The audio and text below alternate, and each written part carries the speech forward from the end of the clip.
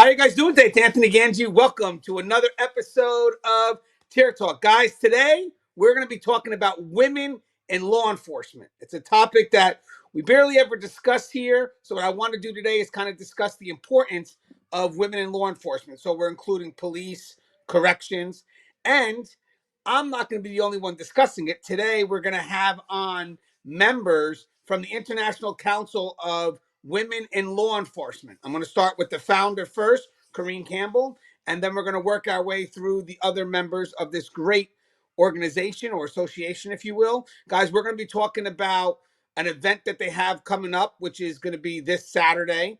And more importantly, we're going to share some experiences and just kind of connect with our female heroes who work in law enforcement. So my first guest is none other than the founder of the International Council of Women in Law Enforcement, Kareen Campbell. Hello, young lady. How are you? Hello, hello. How are you today? Thank you so much for having me on. It's a long time coming, actually. We were supposed to do this a while ago. So this is perfect timing. I am Yes, so honored to be here. I'm excited to have you, and you're going to co-host this show with me today. So me and you are doing I'm the show ready. together. So if you don't mind, Miss Campbell, I would love for you to introduce yourself and introduce us to your organization. I would be honored. I am Kareen Campbell, and I am the founder of the International Council of Women in Law Enforcement. Actually, we're celebrating our 5th year this year, and we started this organization to be a supportive network to women in law enforcement. We know that being women in general, we face different adversities and challenges, but especially in a field such as law enforcement, it intensifies, if you will. So to have the support of women and men who are an integral part to this organization, I thought it was good to just bring like-minded people together to provide social interactions, to do some things in the community, and overall have a great time together, and do it with quality. That's a key piece. Putting out a quality project. And speaking of quality project, this coming Saturday on the 26th, it's called the Shades of Blue Survivors Brunch, and we celebrate women who face different adversities and obstacles during the course of doing their job, and still, put that, whether they wear a uniform or not, still come prepared to do the job despite any of the challenges that they're facing. In We also recognize that men, as I said, are an integral part to our organization, just to everyday life. And so we also celebrate a male during our event as well.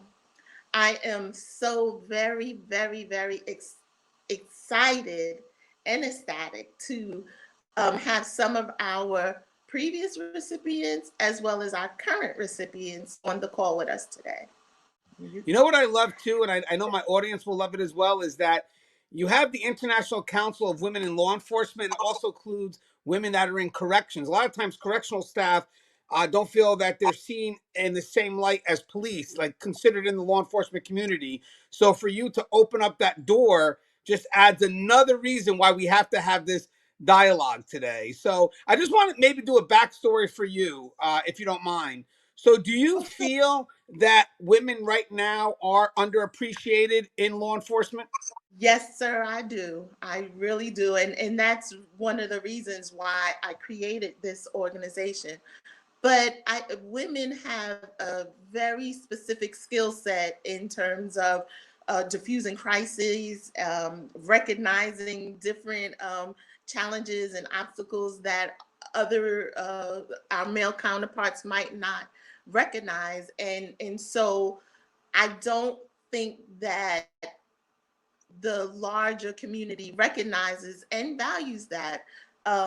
We are managing and juggling multiple things all while doing a very important job. And sometimes that gets overlooked and underlooked, if that's a word, but it definitely, I feel like the value level is really low. with women in law enforcement. And now, besides just entering the law enforcement profession, what about them moving up as well? How is that seen still? And the challenge is still there. I know that we have different initiatives going on now, which I'm very honored to witness. But yes, there is still that ceiling. And we say it's a glass ceiling. Sometimes it feels like it's has nails around it, so it might be more wooden. But we do have some. We have made some strides, but there's definitely a need for more representation um, of women in upper management positions. And obviously, you're very connected to the cause, correct? This is something that's personal to you. You devote your personal time to it. Is this something that you find like the mission that you're trying to do right now? Do you feel that you're gaining support? You're gaining momentum? Yes, I feel the love, as the kids would say. Yes, I feel so supported, and that actually is fuel for me in terms of doing the work that I saw a gap. I saw a disconnect between some of the services and some of the opportunities for women in law enforcement, and I definitely, once I go to my male friends as well as my female friends and kind of explain my concerns, I definitely get the support. So I've Well, been blessed. I don't know if you hear this a lot, but thank you for being a voice because I believe what you're doing also brings more confidence back to the females who are doing this job, who are risking their lives. So having you in the corner motivates them into kind of just being the heroes that we need out there. So it's great to, let them know not only are they recognized, but more importantly, that they're appreciated for what they do. Now, I think what's going to be great is I do have a lot of people that follow the show that are female, but I also believe that the men need to listen to this too. I believe that the dialogue that we're going to have today is going to be a dialogue that's going to highlight not just the importance, but the sacrifices that we share together in our purpose and what it is that we're trying to accomplish, which is most of the time protecting and serving our communities, whether it's behind the wall or on the streets. So I know that we have a layout, and basically what it is that we're going to meet definitely some people who won in the past, whatever award it was, but I'm sure they're going to share some of their experiences and stories. And then we're going to meet some of the people that will be involved in this year's event, the one that's happening on Saturday. And then we're also going to meet two gentlemen who are very supportive of the mission here for the International Council of Women in Law Enforcement. So if you don't mind, Kareen, I was wondering if you could maybe introduce our first guest and we'll see where we go from there. Yes, thank you. Thank you so much. I would be so honored to introduce our first speaker tonight, Kenyatta. She is one of our 2020 recipients of the Survivors Award. I had the fortunate opportunity to meet her, and it's just been such a blessing to talk with her and hear her story. And I think you will be enriched once you hear Kenyatta Johnson's story. Let's just hope that I have Kenyatta on. Is that you, I'm here. Kenyatta? I'm here. I'm here, Mr. Gangi. I actually met you in Vegas a few years ago, so I recognized your face. But when I saw the name, I knew exactly who you were. So thank Okay, you well, for having me this I evening. do recognize you as well. First off, let's do this. Let me thank you for your service. Let me thank you for what you do, and also let me thank you for the time. I know you're coming on. I know everybody's busy right now, but there's a good message we're trying to get across there. So obviously, your time is much appreciated. And I think what's going to be good about this is that as we share your story and we kind of promote what the organization does or the association does, there's also going to be some experience that you're going to be providing that I'm sure a lot of our people that walk the walk are going to relate to. So, Kenyatta, do you mind maybe just giving us a little bit of a background about who you are, how long you have on the job? Okay. Well, hi, Kareem. I didn't say hello to you first. So I am a tenured officer of 34 years. I started in 1988 in the Anna M. Cross Center, which is the second largest jail. I think HDM is the largest. Um, I've worked in various areas of the department. My last job, or I worked for the union. I was an executive board member for the union, and I'm currently still on the job as a correction officer, working at the Donald Cranston Judicial Center, which is really a parole court. So you work in corrections, correct? Yeah, I can do it this way, make it a little bit different. So you work in corrections, correct? I'm still an active member, yes. So just out of curiosity, how does it feel when someone welcomes someone from the correctional side into the law enforcement family? How does that make you feel?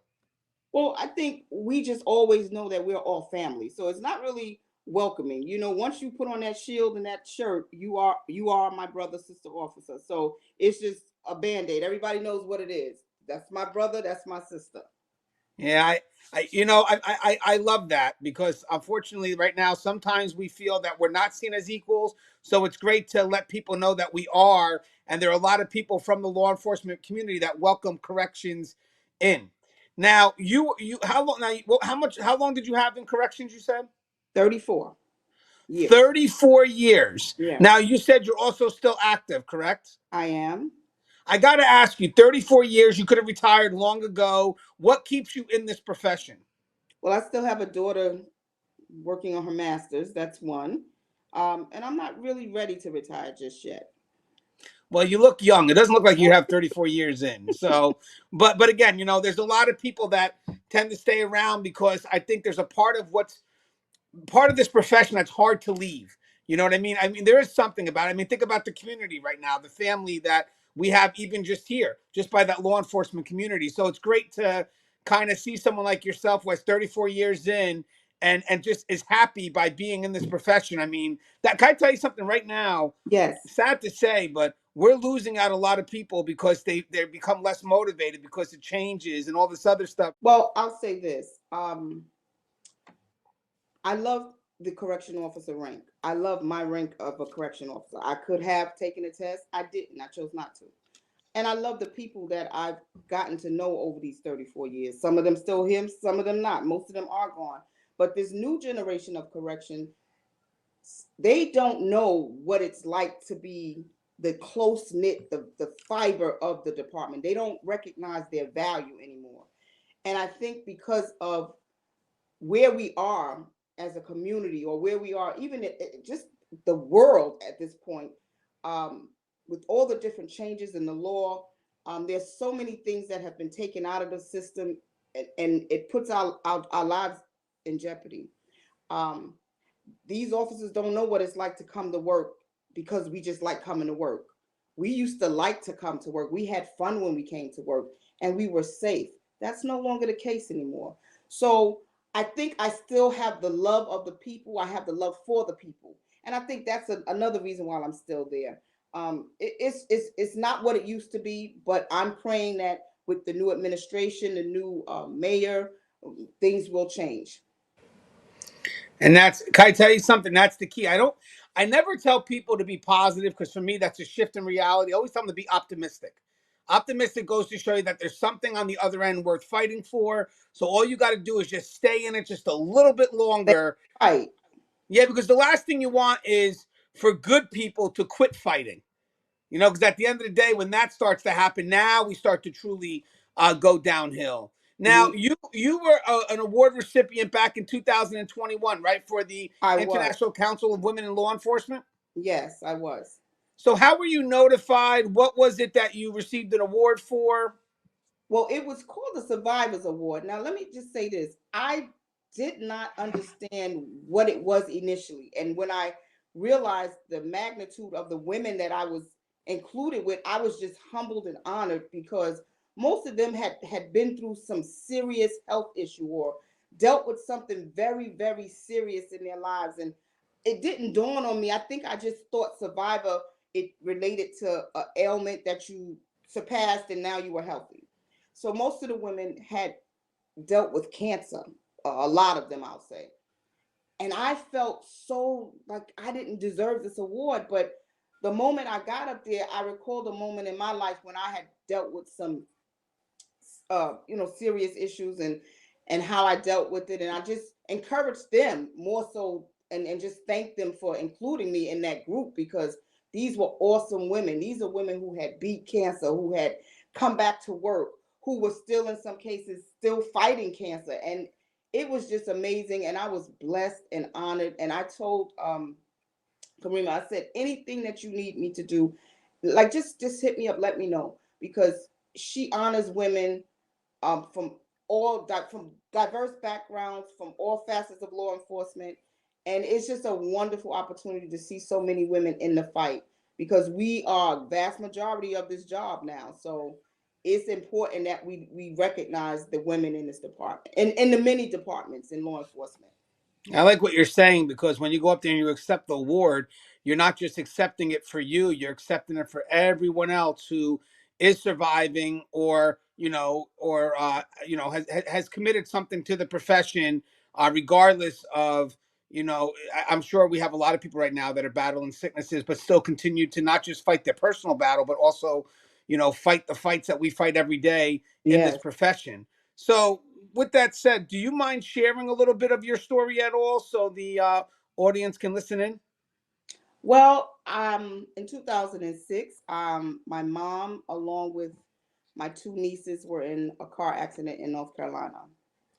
My daughter was thrown to the other side of the divider, so they didn't find her initially. And then when they did, they had to airlift her.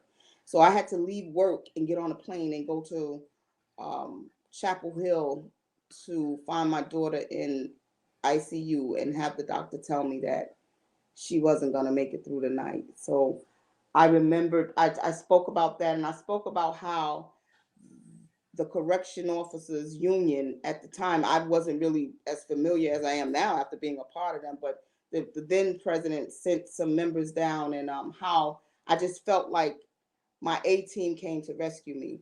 I talked about how that point in my life changed my life forever because when we deal with death, for the person that's dealing with it, their life is never the same, but everyone else transitions on and life for them goes on as if nothing ever happened.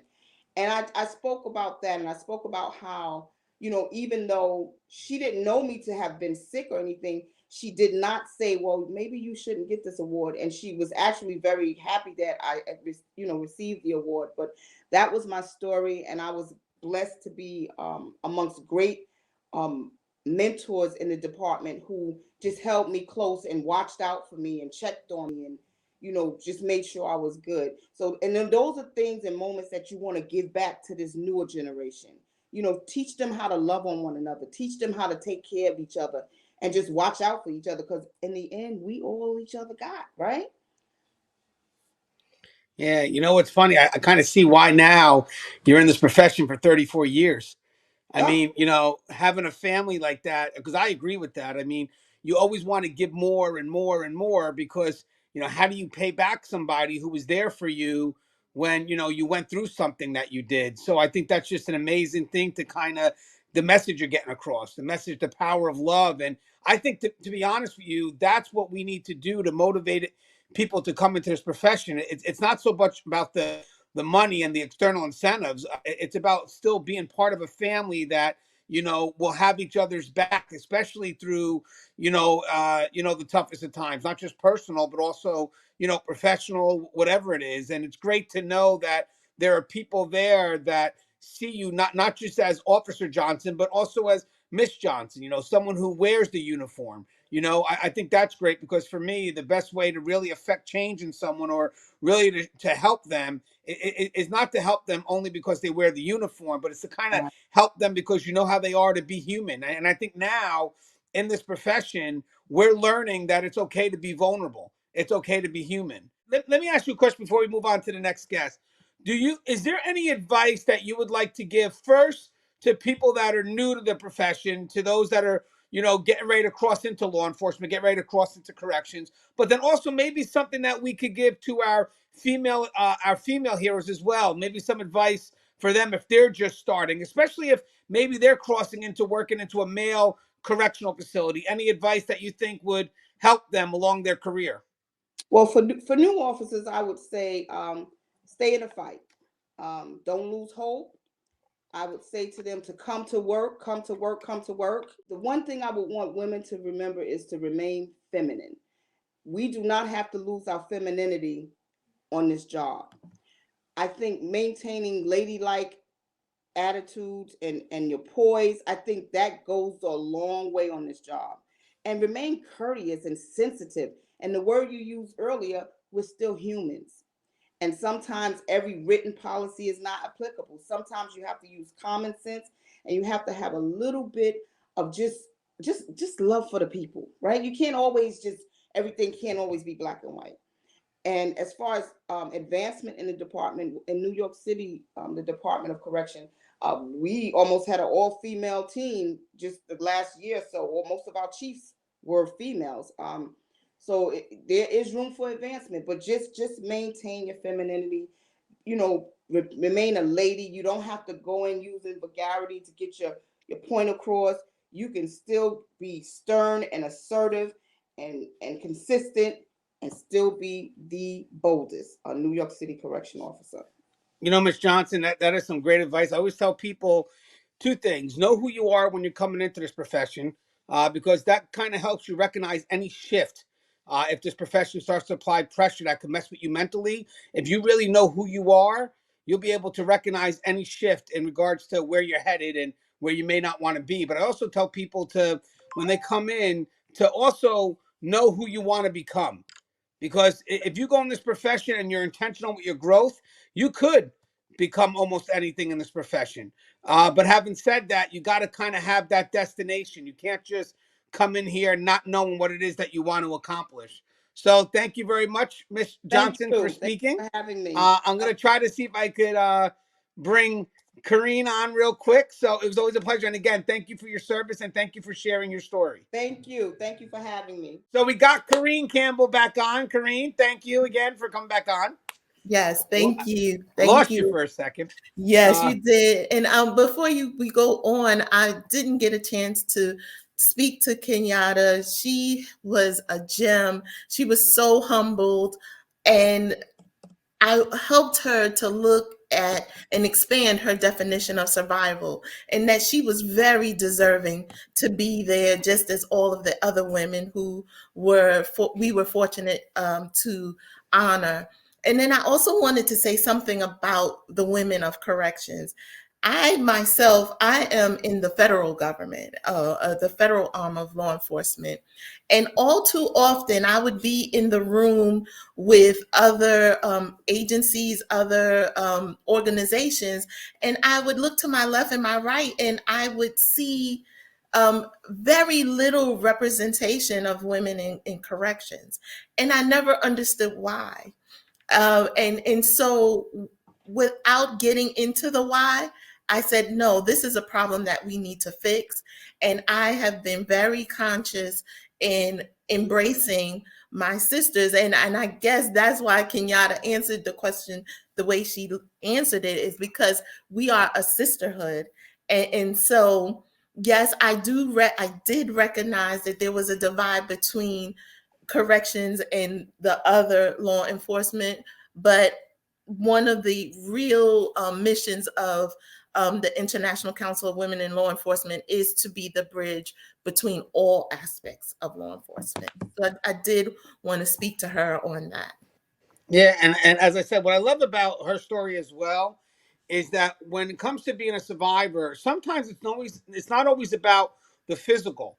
Maybe getting assaulted at work. Sometimes it's about what we deal with mentally or emotionally that could leak into the work life. And to know that there was a correctional family that was there for her to give her balance when she went back to work or had to go back to work. So I love that because the story she shared promotes a unity. And believe it or not, guys, that's what keeps people in this profession.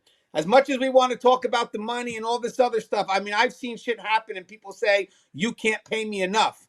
So, the external incentive, but when you're down and out and all of a sudden you see your family around you trying to pick you up, I mean, you'll spend a lifetime trying to pay it back, or in Johnson's case, 34 years so far. So, again, guys, looking to come into this profession, from Johnson's story, look at the connection, look at the family that just happens when you work behind that wall, that trust that you have for each other. I think it's just a powerful story in itself. Okay, so the next person we would like to bring on, Kareen, you mentioned that you would like to bring on. We have Tricia next, correct? Would you like to introduce Tricia? Tricia?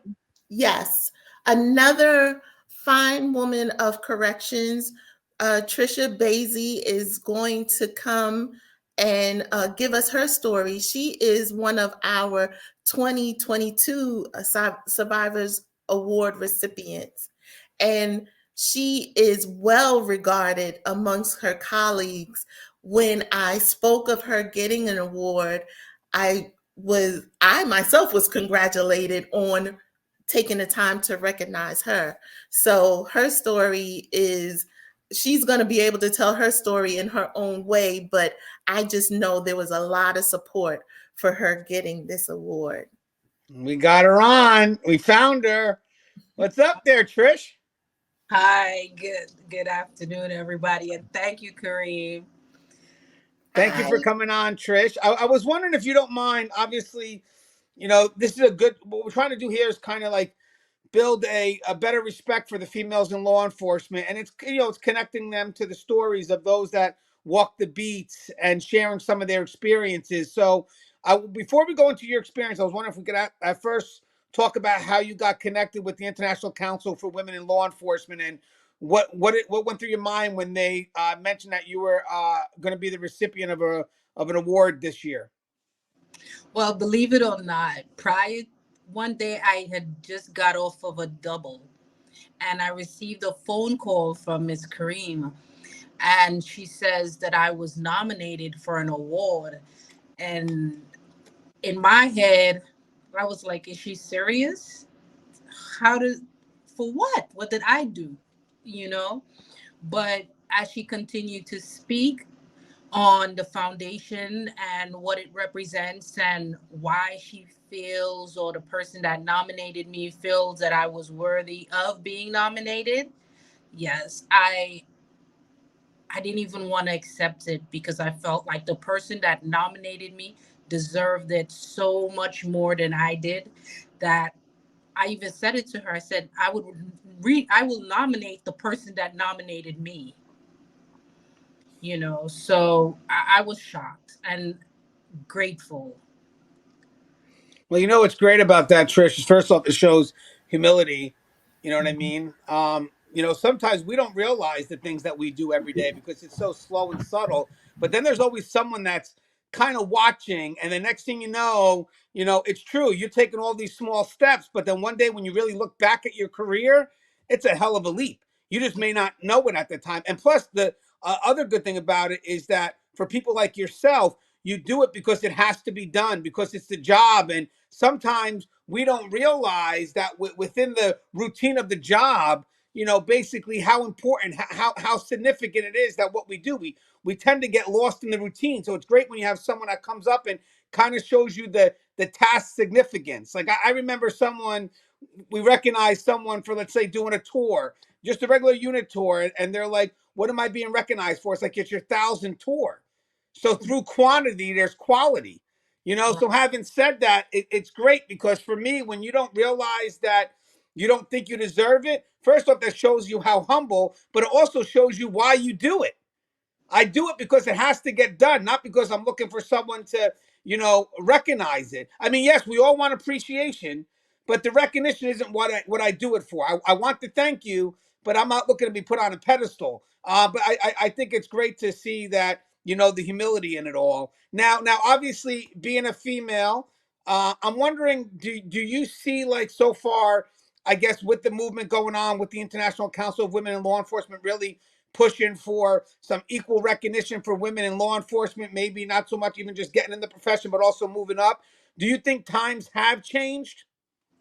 Well, I do believe that times have changed when I look at my supervisors and see that I'm seeing less and less men.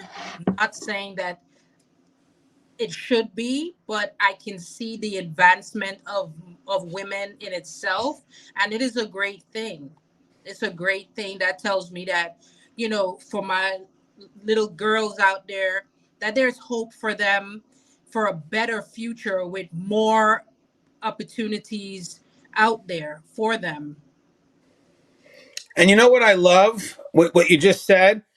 Um, I ask people sometimes, would you recommend your kids to come into this profession, to come into law enforcement? In my specific case, if someone said, hey, would you want your daughter to work in corrections?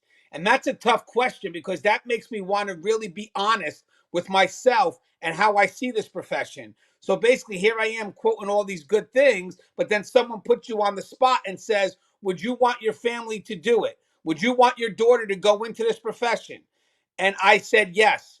Because having said that, I believe so much in this profession that I believe if my daughter wanted this as a path, or either one of my daughters, I would support them 100%. I would not be a hypocrite and say, like, no, no, no, I don't want them in it, but yet this profession is the best it's got to be. No, I love what you just said. The fact that not only are you positive about this profession and you share that belief, but enough so that you're willing to, if your family was to get involved in this profession, you were willing to support it. That moves you beyond being the hypocrite, where who may say, well, we support it, but then they don't want to have their family do anything with it. So for me, you've earned that respect 100%. Now, Thank- if I may, you mind sharing your story with us as well? I know Miss Johnson was able. I was hoping that you'd be able to share your story, kind of what brought you to the nomination. Well, sure. First of all, I'm a single mom of two boys. They're now 13 and 11. I started the job, they were 3 and 4. And I don't have support in this country. So in the mornings when I have to go to work, I travel 3 boroughs to drop them off at 4 in the morning and then travel back to get to work for 7. And it was difficult, but I got it done. I was also going through a divorce where our living situation was not stellar, but I did what I had to do to make sure that my kids were not homeless and that they were able to have a roof over their heads and the basic necessities of life. When I finally got in touch with a relative of mine who raised me as a child, I brought him to this country on vacation to help me out during the summer. And I went to work that day and he went riding. He was supposed to pick up my kids from camp. He never did. Long story short, he was missing. He was missing for 3 months and couldn't find him. Went on the news, took my kids. We were making it a game, putting up posters all over the neighborhood. My sister in Christ in correction, Patrina Hall Marcias, was with me the whole way when the information was pouring in from the news that they had a sighting of him in Jersey. We drove out to Jersey. We walked that park, putting up flyers, asking people. He was eventually found and he had passed. He caught a heart attack and they had him in the morgue, called me at work while I was on post to tell me that they do believe that they have a body in New York City morgue that resembles my uncle. Um, I went, got him, paid for him, sent him back to the Caribbean, and doing all of that on my own with the support of Patrina Hall Marcias and my children, I was able to handle it and not fall to pieces. Yes, I had my moments, but it could have been worse. And still have a job to go to and deal with inmates telling you, oh, I've seen you on the news. You know, it was a very emotional time for me. But like I said, without her support, without the support of my children, I don't know where I would have been or what would have happened. So I have a lot to give thanks for. That's You my know story. what's great, Kareen? It seems like when we share our stories, you're allowing people to see the personal side of the people that work behind the walls. So I love how it's great. We recognize the law enforcement position by celebrating their humanity of it all. You know, basically, we're no different than anybody else. The struggles that we face are no different than anybody else. And it builds a relationship. Because I always tell people, if you want to build respect for this profession, you have to see the people that work at it as people first. Like, connect with them on a human level. Who couldn't connect with a single mom, and then understanding the struggle, and then having that person go through all this, but then still know I have a family, and going back to work every day, trying to find a balance. It's very humbling, but also, as I said, it builds a stronger bond between that person and the public, but also in an effort to maybe bring a stronger bond to us, the work that we do. It's a beautiful connection through something tragic that hopefully actually serves a greater purpose. Is that what it is? Is that what you're doing? Was that the mindset, to connect? And that was exactly the mindset. And that is the very reason why, people don't always know about this event. I don't command a lot of media attention. I don't do a lot of press release because I want it to be an opportunity for us to make that connection, hear the real stories, and just have an environment where people who don't think that they should be celebrated are celebrated. And there's some healing in that. Who could have ever imagined the story that we just heard? Um, you may have even seen her on the news, but you don't know the intricacies of everything that's happening. And there's healing in being able to tell your story and not have it dictated to you, if you will, by someone else's interpretation. So, I mean, I'm so humbled to hear the story again. I do recall the conversation that we had, and I was driving when I was talking to her, and I was driving through the streets convincing her. I mean, I had to work hard to convince her that she deserved this award.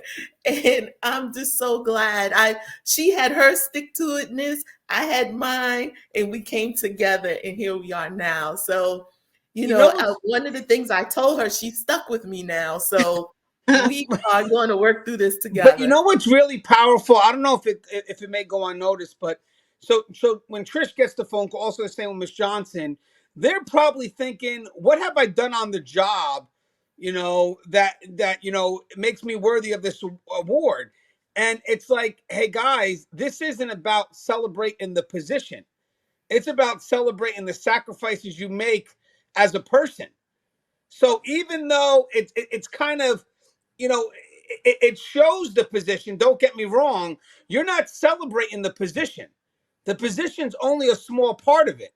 You're celebrating the sacrifices they make that maybe towards the position, obviously, but the sacrifices they make on the human side of it all. And I think that's pretty amazing because even when you go back and you think, like, what have I done on this job? When someone says this has nothing about the job, because even in the long run, maybe the job is temporary, we don't know.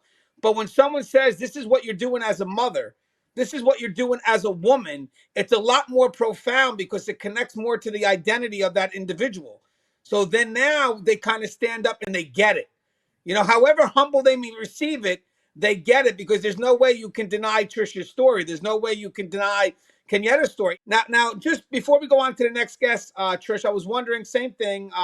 You being a female in law enforcement, I was just wondering if you'd like to share any tips, just in general, about the profession, but then more particularly for those maybe females that are looking to enter in the profession or maybe even move up.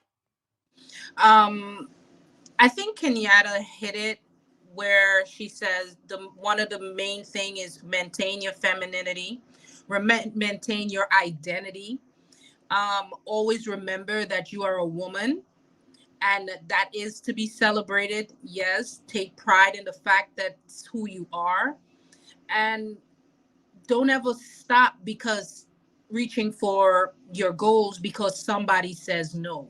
You're going to get a whole lot of no's, but it just strengthens you to push forward and get that yes. And I'm going to tell you something. right now, Trish. People need to hear that. So it's good to know, and they need to hear it from someone who's gotten the nose. Yes. So yeah, you see, so that's what makes the advice so much more valuable, because I really do think it's the people that walk the walk that can say things like that, and then it's harder for someone to challenge that when they see that you've lived it too. So thank you, Trish, for sharing your story. I think it's You. great. It kind of opened up my eyes a little bit more to what Kareen has been doing here. But again, thank you for your sacrifices. Thank you for what you do, and I wish you a continued healthy career, and maybe we'll see you on the other end of it, and we all celebrate and party like we know that the other side of law enforcement does. No one parties like law enforcement. Uh, Absolutely. uh, Saturday. We'll see Take you Thank care, you. Trish. Saturday. Yes. Thank you. All right, so now let me get Kareen back on. Kareen, let me get you in. Hold on 1 second. You should be in. There you go. Yes. Yeah, I found you. Hey, so this is great. I'm learning a lot about what you're doing here. There, There's a so you're method to my recognizing. madness. I gotta ask you, what made you think of that? So I mean, most people, when I'm thinking about this, before we get to Patrina, most people would think that when we do like a reward recognition, we look for something on the job. What made you look into their personal lives, and how do you get access to that? Well, I have friends in high places, but it's Scary. also a matter of women. Women have a unique ability to make connections across all lines.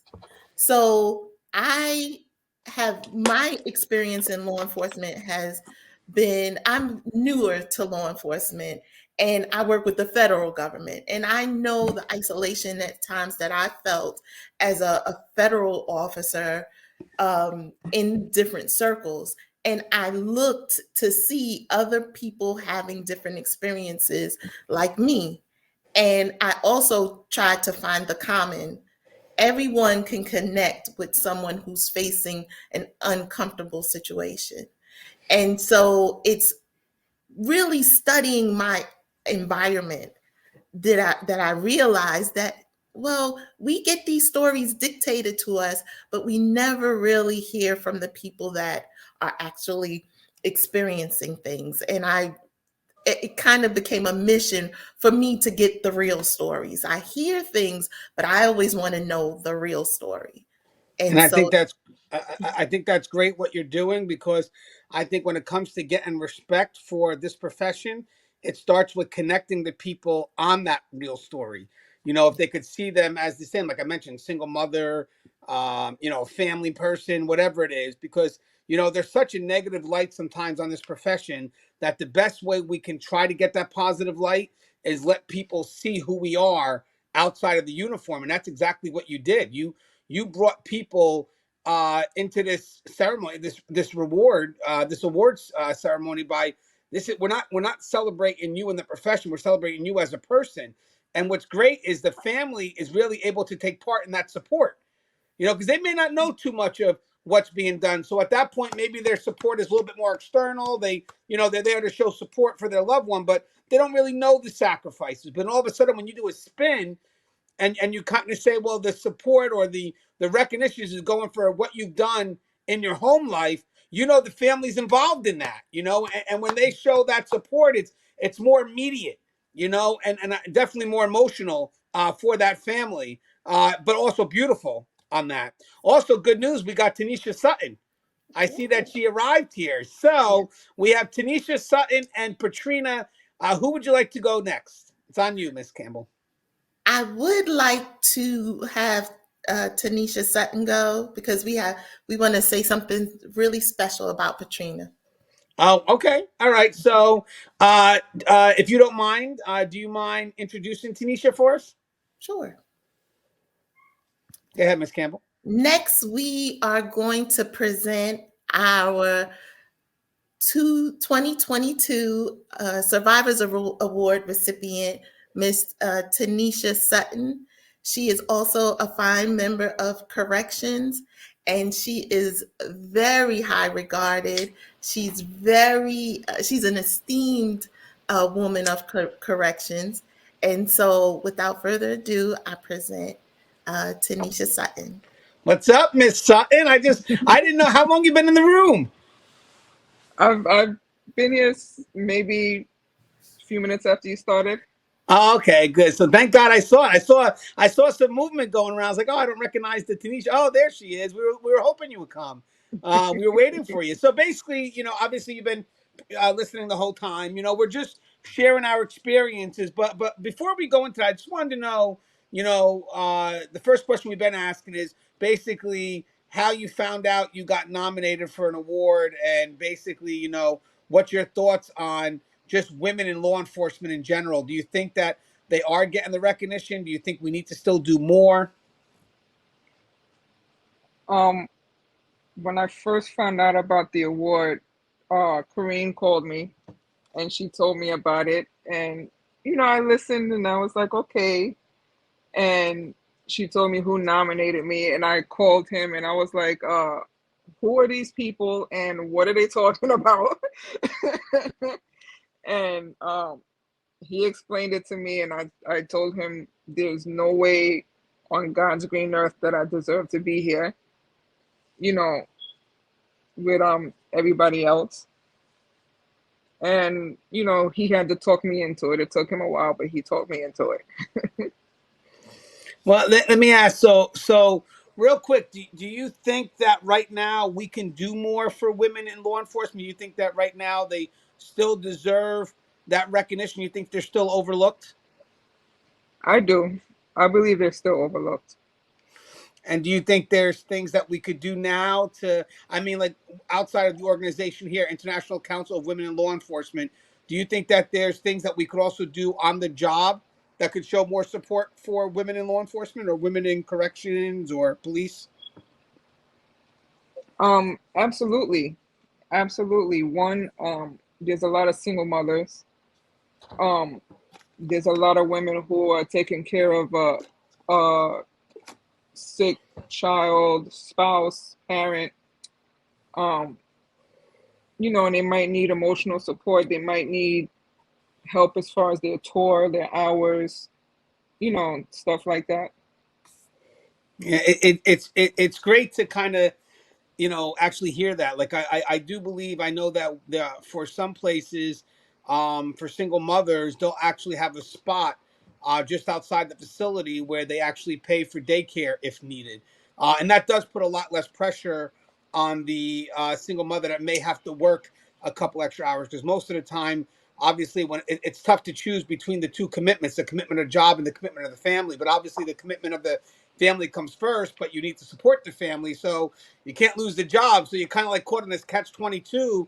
And when an agency recognizes that, and for them to step up and say, hey, we can help you with this, we can provide a daycare, nothing that you have to worry about, you don't have to pay for. This way, if something happens, you could stay committed to both. And I do Right. think that's a great idea, because that actually helps the single mom, and also helps her provide for her family as well. So I think that's definitely one less worry. So Kareen, if I may, what stood out about Tanisha Sutton before we share her story? What was it that you wanted to recognize? Well, as she said, the person who nominated her had a very convincing argument, and he is a great supporter of women in law enforcement. He's just a great support overall.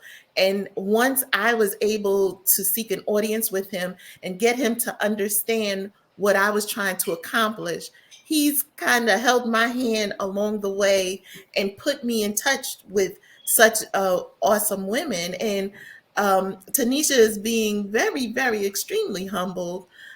She is the president of her union, and the intricacies and the challenges of doing the job, but then also on top of that, taking on such a big responsibility and being the first. I again had to spend a lot of time talking with her, and we did a lot of communications electronically. But one thing I have learned from dealing with the women, especially the women of correction, is you can't be faint of heart, and you have to stick to your guns. So they are definitely helping me to refine some skills in the art of persuasion. But again, she is very humbled and very accomplished, and she started so many programs to help people transition within correction. And her humility is just what sticks out to me and stuck out to me, and I just really feel like more people need to hear the backstory, and they Yeah, will it's definitely it's great what you're saying, because I don't think they really notice how much they've done until you start to recognize it and you break it down to them, and then maybe, they look back like, wow, I guess I've really done a lot, because to them it's routine. Like I mentioned, it's just something they go through every day. So now I need you to brag a little bit there, Miss Sutton. All right, so this is your moment. I want you to take the mic, but I promise you, I know it's not in your style to brag, but can I tell you something? I think people need to hear it. So the more that you tell us about us, you'll be sharing experiences and stories that people need to hear, because I'm sure there's a lot of things that you pioneered that they may be interested in. So I would love for you right now, please, to not be humble, and let's talk about these accomplishments. Not only are they noteworthy, but they're worth sharing. So the mic is yours, young lady. Oh man. Um, like she said, I was one of a few officers that helped started the dog program on Rikers Island. Um, I've been rescuing, training, and rehoming dogs for the last 18, 19 years. I do it out of with my own money, no help. Um, I started when I was an EMT, and I went to medical school to be a paramedic just so I can learn enough to take care of these dogs that I was rescuing from fight clubs. Stitch them up, IVs, medications, etc. Um, and that helped me when they came up with the dog program that started in '74, RNDC. And I came in as one of the dog trainers to teach the kids how to train the dogs, um, how to take care of them, medical needs. They've learned pet CPR, how to do CPR on cats and dogs. Um, and I even had permission at one point to bring my personal dogs in so they could see what the finished product should be, if you want to call it that. So that's one of the things I've done, and I still do it from time to time. Still rescue dogs from time to time. That's a beautiful thing, because a lot of people are animal lovers. I myself, I had a dog as well. I know it takes a lot of time to devote, a lot of personal time, but you're giving the dog a better quality of life. They were exposed to something that is horrific, and you're changing their outlook. You're giving them a reason to live. You're connecting them with people that want to give love and also want to be loved. So that's a tremendous gift that you're giving back to the world, because again, not only you're saving the life of the dog, but you're also maybe saving the individual who needs that dog in that moment to be loved and to share their love. So it is a tremendous sacrifice what you're doing, and very noteworthy. Actually, there was another thing about that as well. I know there was a program at is this program at Rikers? Yes. I heard that there was a program at Rikers, and I'm pretty sure it was the dog program that has custody and civilians both interested in it, like custody and non-uniform staff. So it's funny how we may be able to put a program together that unites the profession. So you may not realize, I don't know, but I believe that's one of them. For what I heard, was that it's something that took interest from both custody and civilians. So I love the fact when we have interest and we have a shared purpose, we see civilians and custody working together, bringing that balance and becoming just a stronger front. I Right. was also wondering if you don't mind, I would love to Uh, see if there's some tips that you could also share for those working in corrections in general, but also again for maybe any female looking to enter in or move up in corrections. um, Ms. Bazzey and Ms. Johnson said it all. Um, be true to yourself. Be true to who you are. Um, you know, don't be afraid to voice your opinion or say no to anything or anyone. That's all I can come up with. They said everything. Well, can I tell you something? It's not just all because it comes from someone with experience. So, having said that, a lot of people could say what you said, but a lot of people haven't done what you've done. So, just hearing it from you with the experience that you have carries tons of value. So, thank you for all you do. Thank you for all the things that you are doing. And I definitely hope to hear more about that program eventually. So, I would love to go out there and maybe kind of do something with that program. I wanted to film that a while ago. I was talking to the press person. Maybe that would be something we could do in the near future. But I truly appreciate what you're doing. Thank you for serving. And would you like to say anything, Kareen? Don't forget you're muted. Would you like to say same thing for to Miss Sutton before we bring on Patrina? Again, thank you so much for finally accepting the award. And you don't have to brag on yourself. We'll do it for you. So you might not want to tell your stories and you want to move in humility or with humility. Don't worry, we got you. We're going to tell your story. Thank you for coming on, Sutton. I really appreciate you. And now we have Patrina. Do you mind introducing her, please, Miss Campbell? Yes, I am honored to introduce to you Petrina Hall Marcias.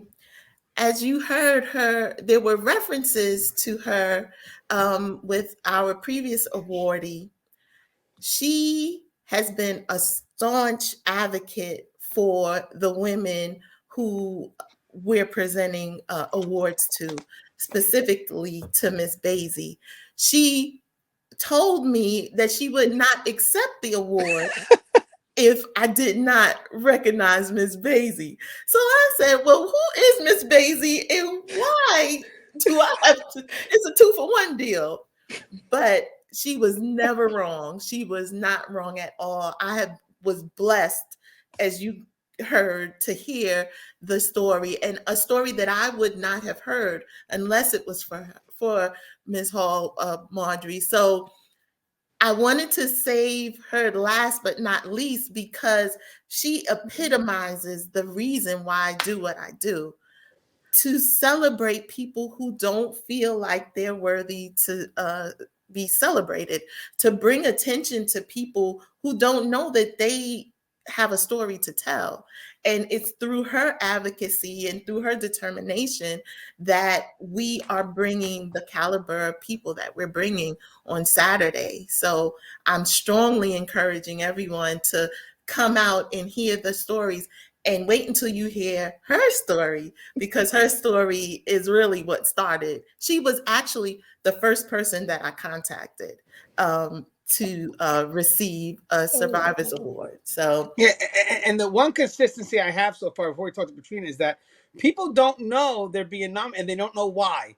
So I mean, nope. it really makes it interesting for them. I'm also to discover what did you choose me for, and then you go ahead and you know a little bit about them. I mean, the first thing I would say is like, "What are you, IA?" Like, hold on, who's really calling me? What is this ward? But I think this is great. So we get another story here where it's shared. So again, so I'd like to go to that first question, if you don't mind. Is so how did you feel when you first got noticed by the International Council of Women in Law Enforcement when they first reached out and told you what you're going to be awarded for? Hi, Anthony. Hi, Kareen. Appreciate this opportunity. Um, I initially got called. When I got called, I thought she may have gotten the wrong person, because I do believe that there's more other people that's more deserving than I was. Um, but she continued to speak with me about why I was nominated, and I eventually, of course, tried to give reference to someone else. But then I also went on and accepted it because I was like, just to stop fighting it, just accept that, somebody has recognized you for a reason. And I went on and accepted it, and I'm moving forward with it. Now, I see Miss Campbell is excited about your story. Do you mind sharing your story with us? Well, there's a lot of stories. well, one of my stories, I just want to take it way, way, way back before I bring up the present that I'm doing currently. But the reason why I am who I am right now, corrections it is a hard job, especially for females. There's other times, times when I started the job, I had inmates tell me I don't belong there. And recently I had officers, males, telling me I don't belong there, because it's not a job for women. So that's a struggle I face all the time, and it's like every move I make, am I supposed to prove myself, which I refuse to. I'm just going to continue doing my job like I'm supposed to and just keep moving forward. But it is a struggle because sometimes you want to move forward, you want to do X, Y, and Z, but it's a lot of hurdles that you have to come to get over just to accomplish something, because again, somebody do not believe that you belong there as a female. So inside of the jails, it is very much a struggle for us. Growing up, I'm from California. I moved here in New York in 2000, so I have no family here as well. It's just my husband and I. We've been married for 22 years, have two kids, 10 and 13. um when I started the job, I started as on the wheel. I don't know if you're familiar with the wheel. The wheel is a 3 tour cycle, 11 to 7, 7 to 3, and 3 to 11. So every week we would get cycled to a new tour. And as a mother, that was very hard for me to do, because it was always constantly leaving my kids home. And I can only imagine the suffering that the single moms have, who has no other person to help them, especially like Bazzey was speaking earlier, so she's one of the people who was pretty much on her own. And I try to support her as much as possible. But again, I had also a job that I needed to fulfill as well. But just moving forward, since I've been in corrections, I've been there going on almost 10 years now. Um, it might be a little crazy to say, but I kind of enjoy what I do. Even when I was working behind the gates with the inmates, I held a steady, I stayed true to who I was, and I made sure that they got what they needed or whatever, but not go over boundaries or whatever to that magnitude. But in the process, I realized that I'm not okay with being stagnant. I always need to move to do something. So as I move forward, I signed up for what we call Emergency Service Unit, ESU, in corrections. That unit, we respond to all emergencies on island, riots, ballistic jobs, you name it. And from there, I just continue moving forward. I wasn't stopping. I mean, I'm still with ESU. However, I'm still just moving. I'm just finding the next thing I can grab. I've accomplished receiving my CDL. So I'm a bus driver if I'm needed on the island to drive. I just recently, 2 years ago, I just recently accomplished obtaining my EMT license. Tomorrow, actually, I constantly do volunteer work in my community. I'll be working there tomorrow. And from there on, I'm just continuously trying to grab something, going on and going on. I even joined the boxing team of corrections, with the help of NYPD. So I've been traveling. I used to travel. I kind of slowed down now, but I used to travel with NYPD. They would send me to other states and other countries just to go to box, and I've been doing that, just pretty much doing that. And I'm also an instructor in emergency service unit, and I'm just trying to continue moving forward with what I'm doing. I'm not trying to stop just as a correction officer. I want to get other titles under me. So what I definitely see here, and tell me if I'm right, Miss Campbell, is you're recognizing this young woman for crossing barriers.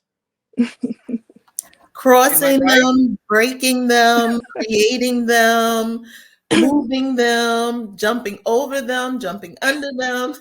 I'm recognizing her for everything. Yeah, and you know what's great is when you pioneer something like that, when you do cross the barriers, and then, besides having other people say, hey, you know what, if she can do that, I can do it. I think it's still great if there are people in this profession to kind of be able to sit under you as a mentor or just sit under you as an instructor, because you said you're an instructor as well. So, I mean, you may not realize this, but every step you're taking could be making history, So right now, when your story gets told later on, there are going to be people like, yo, she taught me personally. She used to teach this class. And, so eventually I'm assuming we're going to get a book written by you eventually. You Oh, know what I mean? No. maybe. You can't do all these good things. You know what I do every night, to be honest with you, is I'm working on a daily reader. So every night I write these personal quotes in my journal, like these quotes. And then by the end of the year, I have a 365-page book. Oh, wow. So if Nice. you could commit to going to bed to one night writing a thought of what you learned today related to the profession, by the end of the year, you'll have a book ready to publish. Oh, wow. Nice. That's what I try to do. Just to try to reach out. Now, obviously, there's a lot of advice you can give for people coming in. So just in general, for people coming, I would love to hear that. But also, maybe for you, for the advice for the females, or more importantly, the females that are looking to make rank, what advice would you give them to kind of take the initiative to break the barriers that they feel could be holding them back? Like Tricia said earlier, you're going to constantly try. Just keep going, and eventually you're going to get a yes. But I do believe that you gotta force the yes, because you got to go out and seek what you want. Don't allow somebody to tell you, oh, you can't do this, you can't do that. No, this is what I'm going to get, and this is what I have. So now, not only do you have that under your belt, but you also are a greater asset for Department of Corrections. So it's like you don't have to be stagnant. If they need you somewhere else, you can always apply for that and say, I have these skills underneath me. Don't settle for less. Always go higher. Every time you accomplish something, grab for the next one, and then just continue on and on and on. Don't give up. Don't stop until you are satisfied. If I may ask, obviously this profession is definitely within you. You've got a very good connection, and I believe that connection helps identify you to this profession. When you're done with your time, when you've done your 25, 30, 34 years, whatever the case may be, do you see yourself ever truly leaving this profession, or will you still find a way to give back? Oh no, I'm definitely going to find a way to give back. I do believe that there's always someone who's going to always need a helping hand, especially for the females. I was so happy to hear that there's something was going on for women, especially in corrections. I've definitely be a mentor to someone. And again, I'll just continue volunteering because that's what I love, volunteering in the communities. And I'll just keep picking up on something, and I'll gain some type of other skills and knowledge just to keep moving and just keep it active in my life. It must be great to find that internal why and have it connect to both professional and personal side. I Yes. mean, how fulfilling is that, right? Yeah. It's pretty cool. All right, thank you, Patrina. I appreciate you. That was great hearing your story. I'm sure we'll be having you come on again because I could use more female representatives to give out some advice. Yeah. So I'm sure we're going to have probably you, Trish, a bunch of people on again just to kind of discuss maybe some good tips for our female officers in this profession, but also maybe some good tips for the male officers because sometimes they may not know what it is that they're doing that could be discouraging the female from taking that next step. So I think this is a great way to build balance and just to kind of build a stronger community. So thank you for coming on. I appreciate you. Thank So you let guys me for having me. get Miss Campbell back. Miss Campbell, this was great. Now we're gonna bring in some testosterone.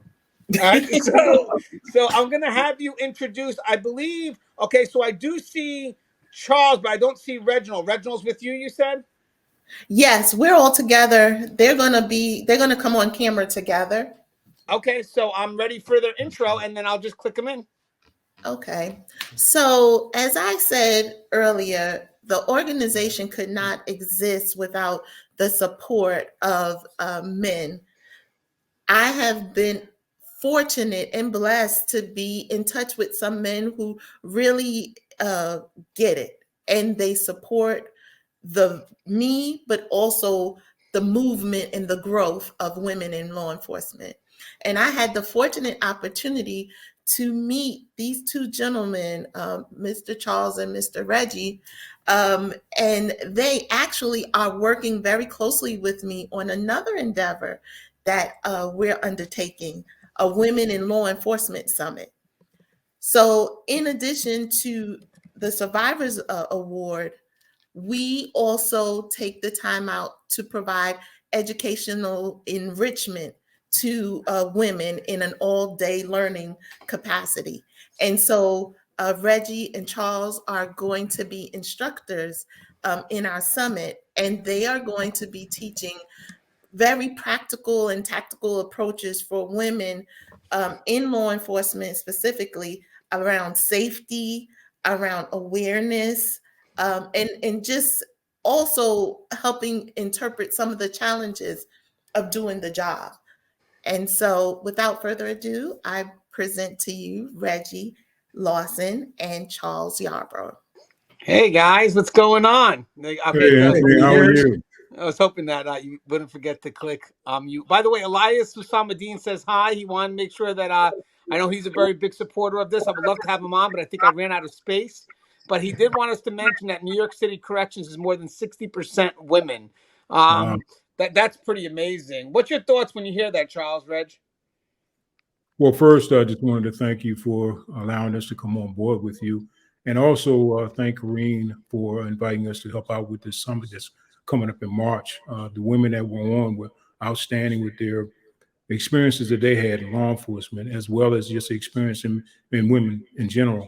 Fortunately for me and my department, I worked for DC Police Department for 36 years. I spent most of my career on the SWAT team, and I worked with some excellent women. As a matter of fact, we did have 2 women on our tactical team.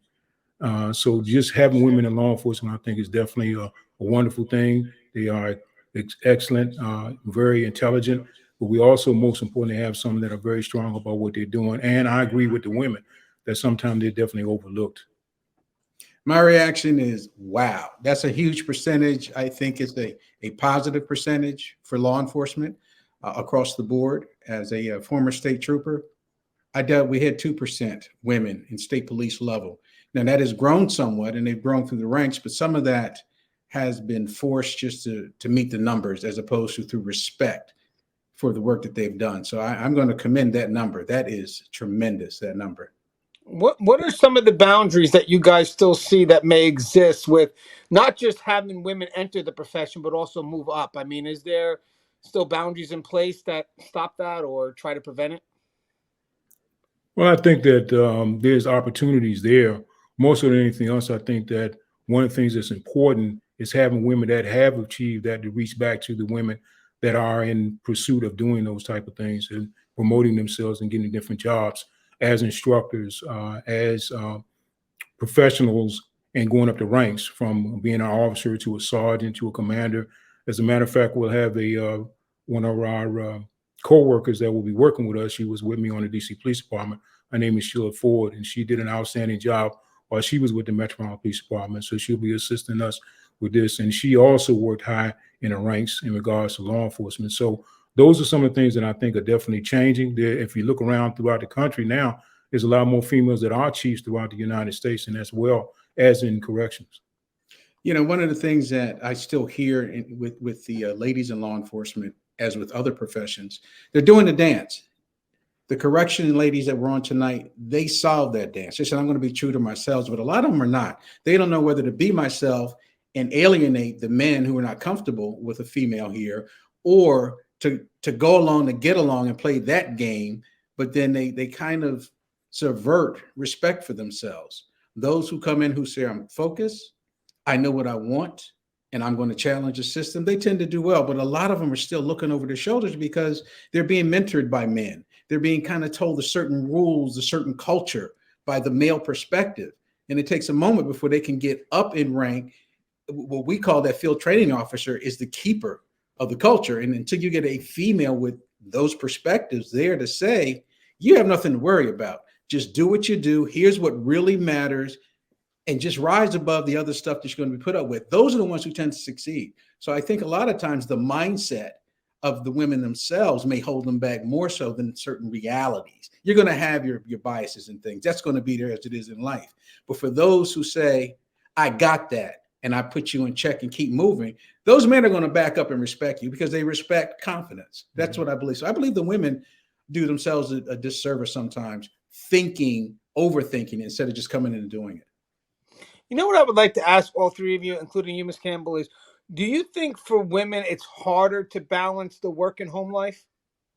Maybe I'll start Ms. Campbell first, and then go to Reg and Charles. Yes, especially if you don't have adequate support.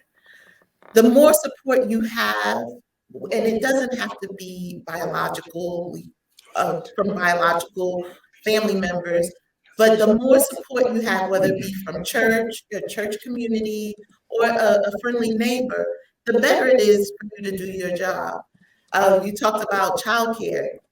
For a woman, and men too, but as a mom, the paramount thing in your head is getting back to your child and providing for your child and also ensuring their safety. So yes, it's paramount. And what about for you? What's your thoughts on that, Charles and Reg? What's your thoughts on the balance for women when it comes to work and home? As a matter of fact, during our March 31st summit, we're gonna address that very point. But one of the threats is that, and I think again across the board, one of the threats is that people make the job their everything, and they sacrifice the wholeness of them as a person. So that means usually the family suffers when someone just can't let the job go.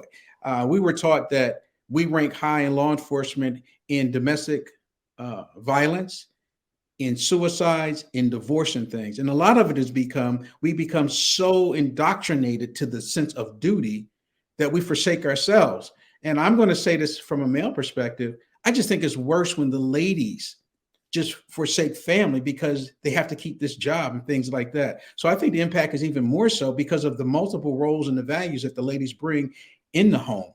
So for me, that's a very important part to say. Ladies have to find that so-called balance, or at least put in perspective, this is my job, not my life. But unfortunately, and for males too, it's just the other way around. The job is their life. Yeah, and I think along with that is having females that have gone through the trials and tribulations of being a single mother and coming back within the law enforcement and talking to the young female candidates as well, because there is some distinctions between the two. However, talking to them and letting them understand that they have a support net and they can get through these things, I think will be very helpful as well. Do you think showing support, again, especially let's say for single mothers, would motivate more females to come into law enforcement and maybe even motivate more females to step up in rank? Charles or Reg? Yes, absolutely. There's no ifs, ands, or buts about it. There are some females that have went up in rank and were single mothers. So again, I think that having them to come back, as Kareen is talking about, and having them being a part of the International Conference of Women in Law Enforcement will be a great avenue for them to do, to come and listen and go to some of these police academies and have them to speak on this will give them some confidence that, hey, if they can do it, I can do it as well. And also understanding that there is support from some of the male officers as well. Hey, I was just wondering, Karen, if you can answer this real quick. I was just curious, is when you see two gentlemen here supporting what it is that you're trying to get across with the International Council of Women in Law Enforcement, trying to bring equality, trying to give women their proper recognition, their well-deserved. You know, do you get more motivated knowing that you have two law enforcement professional male counterparts agreeing with the message? Yes, the support is there. Instead of saying that they're mentoring me, I feel like they adopted me. And to me, that's the highest level of mentoring that I can get. And the validation that I get from them, the correction that I get from them, the reproof that I get from them is all making me stronger. It's all giving me the confidence that I know that when I go out, I'm giving my best self. You know, it's great to have, you know, an increased female presence in law enforcement, but we also have to make sure that those who are there are the best trained, they're the most poised, they are really embodying the spirit of what that job is supposed to be. You don't want to just, you know, pull in people without making sure that they are adequately prepared. And having support with Charles and Reggie and Sheila, I am most prepared to do anything that I am needed to do. Yes. And you know what's great about this, Charles and Reg? I want to ask if Do you think the future goal of this also was be to definitely get some more females in training positions so they can train and mentor more people coming in? Because as I said, I mean, it's not even just about getting people to realize how important they are, but also let the females realize that it's something that they can do. So having someone they can model from up there teaching, like a Miss Patrina Howard, who has accomplished so many things and crossing the barriers into, I'm sure positions that we used to see only held by men. So I mean, I meant what I said to her. I mean, to see her out there teaching it, it kind of motivates that one female who may be using that as an excuse not to move forward. And here you are, this person has done it. Now you have no excuse. What's really holding you back? Well, I totally agree with you. If you look at what's going on in sports, especially in the NFL, as well as with the NBA, you see more and more women involved in actually being coaches. So, as relates to that, that's something that's prevalent in the law enforcement. If you have a female class of recruits, that maybe 7 or 8 of them are there, and there's a female instructor up front talking about firearms, talking about defensive tactics, talking about driving, that gives them emboldenment. That lets them know that, hey, if there's a female up there instructor, then I can do it as well. And it also lets males know that females are capable of doing this job as well as being instructors too. So I think that that's something that law enforcement definitely needs to look more into, especially within some of the departments, that get more females involved in these positions and allow the students, male or female, but especially the females, to know that, hey, we have female instructors. They're very good at what they're doing, and this is something they may potentially strive for within their career. You know, Anthony, one of the roles I serve is as a track coach for females in high school. And we quickly learned that the female athlete actually is a better athlete because they have a better spirit and willingness to learn. And once they get it, they own it. But there is a learning curve. And so when we can find some of the females to step up and be leaders, they help translate for us as well as for themselves. Here's what coach means. Here's what he's trying to do. And when they buy in, oh man, just give them the goal and leave them alone because they're going to tear it up. So a lot of times we have to understand there's the mentoring piece, there's the coaching piece, but having that peer who can sit there and explain it to them and understand the unspoken language that the ladies may have, that is powerful. And as soon as organizations recognize that and put them in those roles, and I don't mean token roles, put them in those roles of not only policy planning, but administration of the policy and tweaking and feedback and auditing of those things, I just think you have a better organization, a better group, better performance all the way around. So I think it's an asset when we can have women throughout all the areas of influence going and coming. So let me ask, and the final question, sort of similar to what I asked the young ladies prior, but yours will have a little bit of a twist to it. But if for the people I've asked prior, I asked them, how any advice that you would give to a female entering or maybe trying to move up. I think for you guys, I would love to get your opinion on any advice to shift the culture for people that may be working in this profession that don't want to be subordinate to maybe a female supervisor, or maybe don't want to walk next to a female officer on a tier. What would be the advice you would give to them to kind of let them understand the importance of having the opportunity for a woman to move up or a woman to work next to you? So whoever would like to go first, Charles or Reginald, then we'll have Miss Campbell finish that up. Well, I think, Anthony, the most important thing about that is understanding that she's there to do a job, and your support and working in a partnership will help both of y'all do the job as well.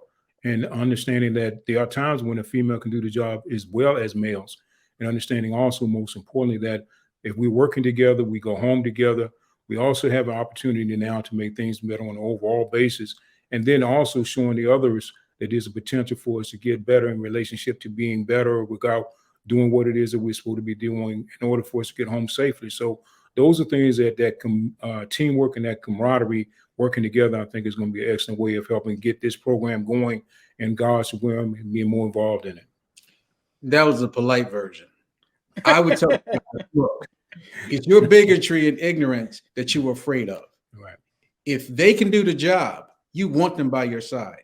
And if that's who you partner up with, then you help them do the job better, because when it hits the fan, you need to know my right side or my back side is a good side. And so rather than saying, I don't want them because, go prove your assumptions that they can't do the job. And if they can't do the job, call it, help them out, and get them ready, because that's the bottom line. It ain't your world, it's our world. So that's what I'm gonna call it. Like it's the guy's mindset, and even ladies don't want ladies because for whatever they hear or think. Prove it first. If it don't work, then I can call it what it is. But other than that, it's all up in our heads, man. That's pretty powerful. What's your thoughts on that, Ms. Campbell? Just out of curiosity and shifting the culture. I'm still thinking about what Reggie said. Yeah, that was powerful. The culture definitely needs to shift. And that's one of the reasons why I'm doing what I'm doing, because there is some limited thinking of with the men, but amongst the women as well. And so that's why I want to cultivate and make relationships across agencies. I want to cultivate and enhance relationships within agencies. I feel like, once you make genuine relationships and form lasting bonds, that's how you affect change. We can write policies, we can tell people to do it, but once you start working side by side and building those relationships, that's where true change happens. And it's going to take a while, it's going to take time, but if you continue to work at building those relationships, then change will come. I think that's the key, guys. I think in the end, guys, we have to know that we have to move forward. We have to welcome diversity if we're going to evolve. It's not about looking at a problem one way. It's looking at a problem multiple ways. Coming up with multiple solutions, and there's no way we could say that one party can do it alone. And having said that, to see we're at to sit next to heroes, not just in the profession, but just in life in general. Good role models that, stuck by their family, but also found a way to have a career that serves. I mean, if anything, that's all they do is protect and serve. So to see that and to be able to have a part of that on this show here and to let people also see that, because in the end, guys, to sit there and say, one gender or one sex that has less value than the other, guys, I've worked with both. I have seen success with both. I have seen issues with both. Mm-hmm. I realize the only consistency really is the heart of the individual. And I don't think a heart knows gender. I just think a heart knows exactly, what it's meant to do and if they're able to do it or not. So all I ask for in corrections is, if you're next to me, are you going to run with me or away from me? And at that point, you're right. I love what Reginald said. It's test the person. Don't make an assumption. Because at the end of the day, the person that is going to come save your life when you're not going to care if it's a male or a female when you're getting stomped on. All you want is for someone to be there, to help you. And in the end, man, it's, it's the heart. Is that person willing to do it? And I think that's what this dialogue comes down to. But again, just in short, I love what you put together, Ms. Campbell. I love that you don't just respect the profession side of things. You respect who they are as a human being. And I think that builds a closer connection to the profession. So for people on the outside, maybe having a distaste for what we do, how do you have a distaste for a single mother trying to make it in life? How do you have a distaste for someone that's trying to do their best so they can put food on their family's table? And I think that's what we have to do, guys. I think our best bet right now is to really connect people to this profession by the people that work in this profession. And that's what your organization, International Council of Women in Law Enforcement, seems to be doing. That's why the people were so humble when they got their award. Mm-hmm. Because it's like, what are you recognizing me for? I'm recognizing you for being a single mother. I'm recognizing you for the sacrifices you make every day to go to work. It's not about the sacrifices you make at work. It's also about the sacrifices you make to go to work, because that also connects to us doing our job. We could make a choice to stay at home, but still somehow we find a way to bring that balance. And like Charles said before, that balance is great, because if we can find ways to help support women so they can better that balance, we'll have more women coming into the profession, more women moving up in this profession. So I just think there's a lot here that has to be said, that was said, and still left to be said. And I'm sure we'll have this dialogue once again with just us three. But as always, guys, the show is Tear Talk. If you haven't, please subscribe, interact, engage, comment, hit that bell. Bell's going to notify you every time I post up a video. Stay safe. Hey, Karen, I was wondering something. At the very beginning, you had a very bad connection, right? Yes. I'm going to see if I can get it out because I don't want to have you to have to go through the whole beginning all over again. But if I feel there's something that's lost in the intro or whatnot, maybe I'll give you a call back tomorrow to just quickly do it. But I'll try to. I know a lot of people don't want to Not you. do it over again. So let me see what's there first when I edit it, and then I'll get back to you if I need something. Go ahead. Sure. All right. And do you guys want to set up something after the event and we'll discuss how it went? Yes.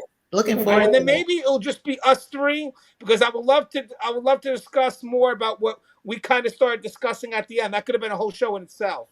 Exactly. All right, so I'll see you guys. I'll work on this and I'll have this released tomorrow morning. Okay. Yes. Thank you. All right, next time I'm going to come and party by you guys. Yes. Where was the invite? Oh, right, don't worry. guys. It's in the mail. I'll be there next time. Take care, guys. All right. Good night. Thank you. Thank you. Bye.